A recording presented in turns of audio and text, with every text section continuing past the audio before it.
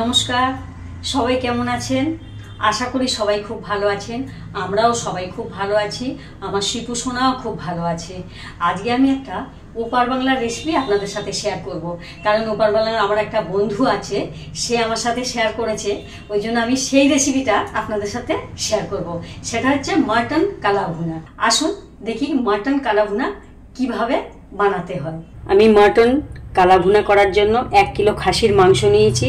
তাতে আমি 1 কাপ মতো পেঁয়াজ বেরেস্তা দিয়েছি, আর 2 চা চামচ লাল লঙ্কার গুঁড়ো দিয়েছি, 1 চা চামচ হলুদ গুঁড়ো দিয়েছি, পরিমাণ মতো নুন দিয়েছি, ধনে গুঁড়ো দিয়েছি আমি 1 চা চামচ, জিরে গুঁড়ো দিয়েছি 1 চা চামচ, আর এই যে তেল যে আমি পেঁয়াজ বেরেস্তা করেছি তার তেলটা আমি এতে দিয়ে দেব।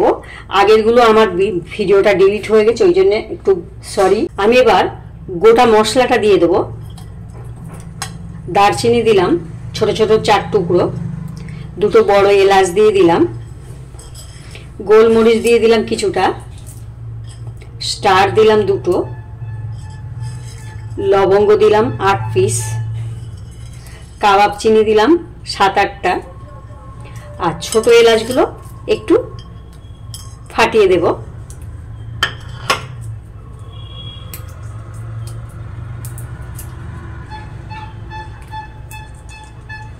আমি এবার এটা হাত দিয়ে মেখে নেব ভালো করে, তাহলে আমার মশলাটা সুন্দরভাবে মাংসের মধ্যে চলে যাবে।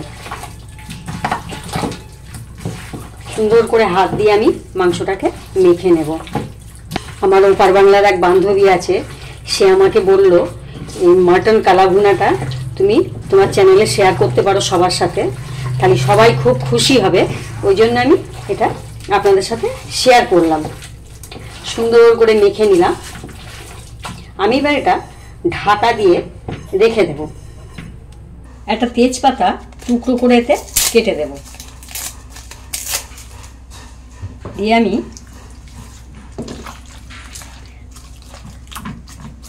এবার ঢাকা দিয়ে গ্যাসে বসিয়ে দেব।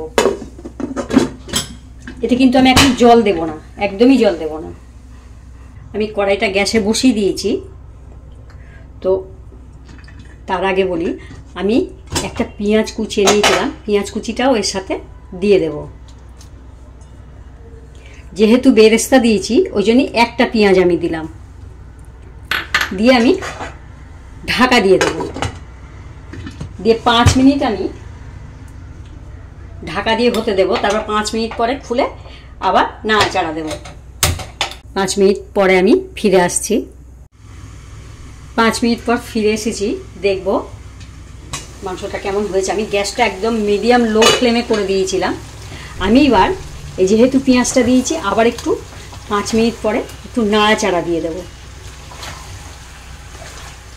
এতে কিন্তু আমি একটুও জল দেইনি, মাটনের জল বেরিয়েছে, আবার পেঁয়াজের জল, তারপর ঢাকা দিয়ে রেখেছিলাম, সমস্ত মশলা আদা রসুন পেঁয়াজের জলটা বেরিয়েছে, আর লো ফ্লেমে দিয়েছিলাম যেহেতু সেই জন্যই মাটন থেকে জল বেরিয়েছে। আবারও আমি 5 মিনিটের জন্য ঢাকা দিয়ে দেব। 5 মিনিট পর পর আমি খুলে দেখব, কেন মাটন কড়াই হবে এটা, ওই জন্য কড়াইতে সিদ্ধ করতে গেলে একটু অনেকটা টাইম লেগে যাবে। আবারও আমি ঢাকা দিয়ে 5 মিনিটের জন্য হতে দেব। 5 মিনিট পরে ফিরে এসেছি, দেখব আমি লো ফ্লেমে দিয়েছিলাম, তার জন্য মাটন থেকে অনেকটা জল বেরিয়েছে। আর এই গ্যাসটা সবসময় লো ফ্লেমে দিয়ে এই মাটনটা বানাতে হবে, না হলে সিদ্ধ হবে না। খুব বেশি গ্যাস জোরে দিলে তলায় লেগে যাবে, অথচ মাটনটা সিদ্ধ হবে না। ওই জন্য আমি লো ফ্লেমে দিয়ে মাটনটাকে বানাচ্ছি। বেশ অনেকটা জল বেরিয়েছে। আমি এবার এতে কিছু মশলা অ্যাড করব।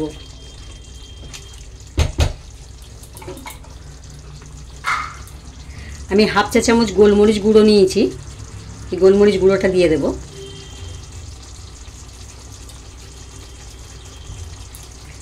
ভাজা জিরের গুঁড়ো নিয়েছি একটুখানি, এটাও আমি 1/2 চা চামচ মতো নিয়েছি। জায়ফল গুঁড়ো নিয়েছি 1/3 চা চামচ, একটা জায়ফলের 1/2 পিস আমি গুঁড়ো করে নিয়েছি। জয়িত্রী নিয়েছি অল্প একটু, এটা আমি একটু ছোট ছোট টুকরো করে ভেঙে দেব। একটা জয়িত্রীর 3 ভাগের 1 ভাগ নিয়েছি। আর গরম মশলা গুঁড়ো নিয়েছি 1/3 চা চামচ।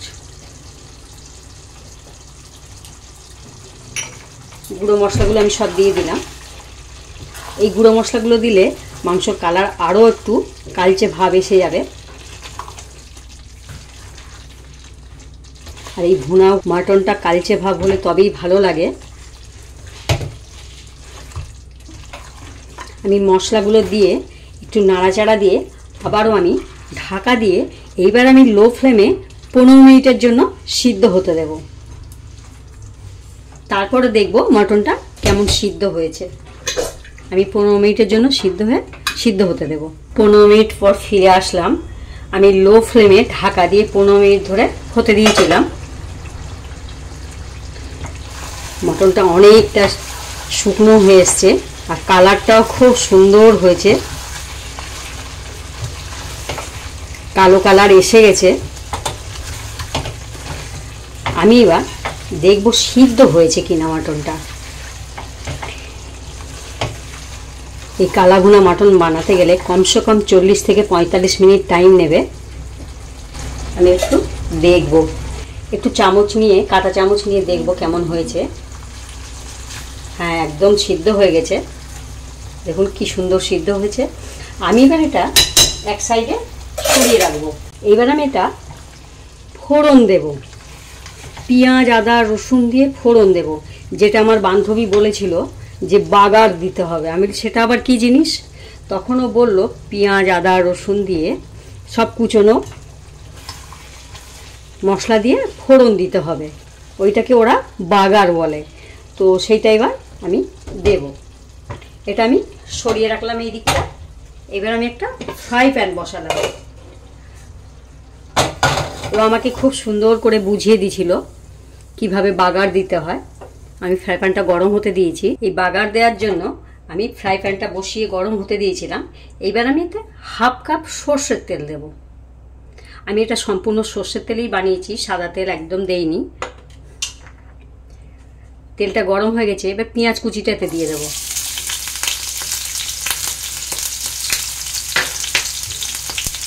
রসুনটা ঝিরিঝিরি করে কুচিয়ে নিয়েছি, এটাও দিয়ে দেব।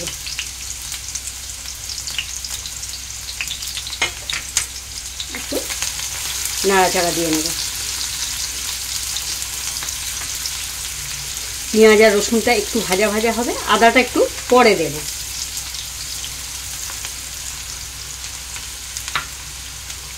একটু গোল্ডেন ব্রাউন করে ভেজে নেব।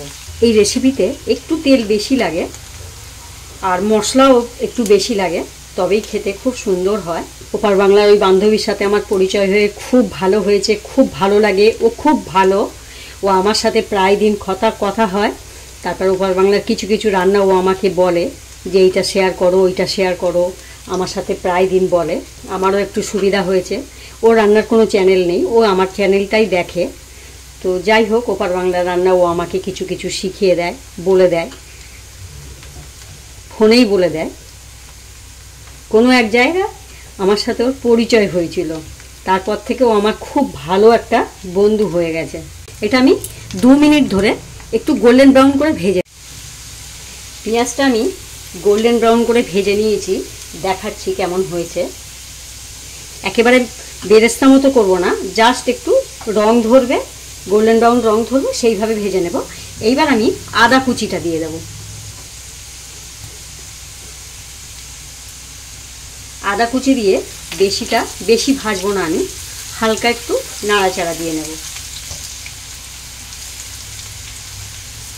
হয়ে গেছে আমার ভাজা। আমি এবার এই মাটন থেকে 1 হাতা মাটন এতে আমি দিয়ে দেব। এইটাই হয়েছে বাগার দেওয়া। এটা দিয়ে একটু নাড়াচাড়া করে ঢাকা দিয়ে দেব।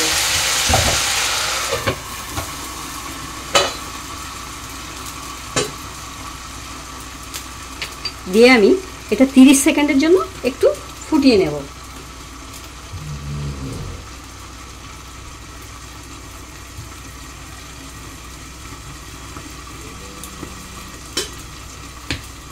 এটা ঢাকা দিয়ে রাখতে হবে, যেহেতু বাগার দিয়েছি বা ফোড়ন দিয়েছি তার জন্য একটু ঢাকা দিয়ে রেখে দিতে হবে, গন্ধটা খুব সুন্দর আসবে।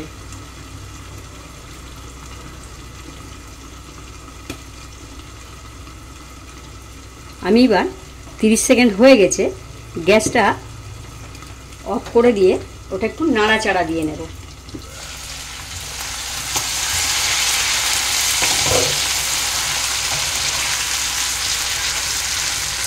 আমি এবার মাংসর সাথে মিলিয়ে দেব।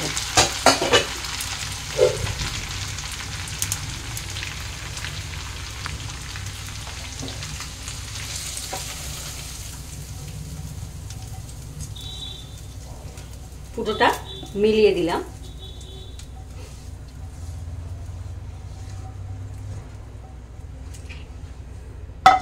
এবার আমি গ্যাসে বসিয়ে দেব, এইবার সুন্দর করে এর সাথে মিলিয়ে দেব।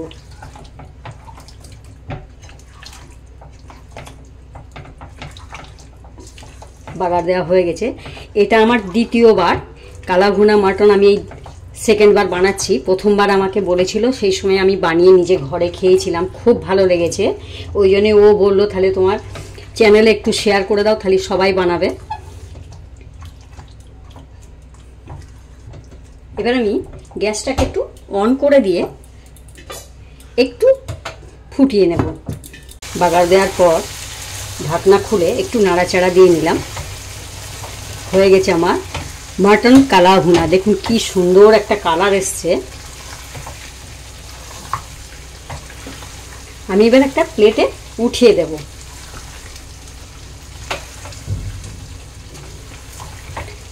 অনেকে ভাববে যে অনেকটা তেল, কিন্তু বছরে দুবার কি একবার খেলে এমন কিছু অসুবিধা হয় না। বছরে একবার কি দুবার খেলাম। আমি এবার গ্যাসটাকে অফ করে দিয়ে একটা প্লেটে উঠিয়ে দেব।